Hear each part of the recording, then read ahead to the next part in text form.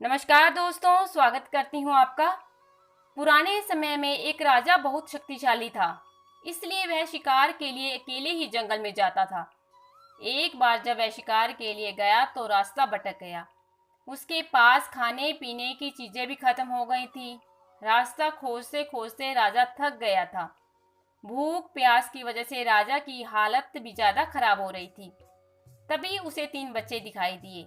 राजा ने तीनों बच्चों को बुलाया और अपना परिचय दिया। उसने बच्चों से कहा कि क्या आप लोग मेरी मदद कर सकते हैं। तीनों बच्चे दौड़कर अपने घर पहुंचे और राजा के लिए खाने पीने की चीजें लेकर लौटे। राजा ने पेट भरकर भोजन किया तो उसे कुछ राहत मिली। बच्चों ने राजा को महल तक पहुंचने का रास्ता भी बता दिया। बच्चों की मदद से खुश होकर राजा ने तीनों से कहा कि तुम लोग मुझसे जो चाहो वो मांग सकते हो। एक बच्चे ने राजा से कहा कि आप मुझे बड़ा सा घर और सुख सुविधाओं की सारी चीजें दीजिए। दूसरे बच्चे ने कहा कि मुझे बहुत सारा धन चाहिए। राजा ने दोनों बच्चों को इच्छा पूरी करने का वचन दिया।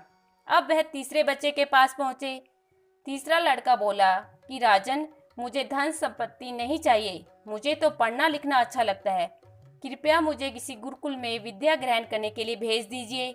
राजा ने गुरुकुल में उसका दाखिला करवा दिया।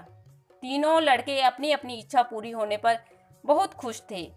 कुछ वर्षों के बाद तीसरा पढ़ लिख कर बहुत बड़ा विद्वान बन गया। राजा उसकी बुद्धिमानी से बहुत खुश थे और उसे अपने दरबार में शामिल कर लिया।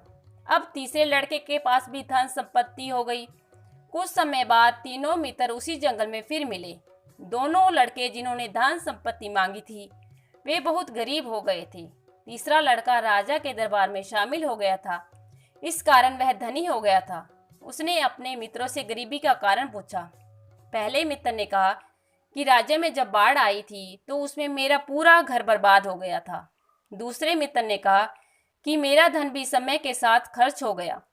तीसरा मित्र बोला कि मैं जानता था कि धन और संपत्ति तो नश्वर है, इसलिए मैंने राजा से विद्या मांगी थी।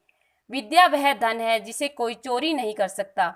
ये कभी नष्ट नहीं होती, अभ्यास के साथ बढ़ती ही रहती है। ये बातें सुनकर दोनों लड़कों को अपनी गलती का एहसास हो गया। तो दोस्तों, यह कहानी हमें यह सिखाती है कि धन संपत्ति से ज़्यादा विद्या का महत्व होता है। आशा करती हूँ कि आज की कहानी आप पसंद करेंगे। धन्यवाद।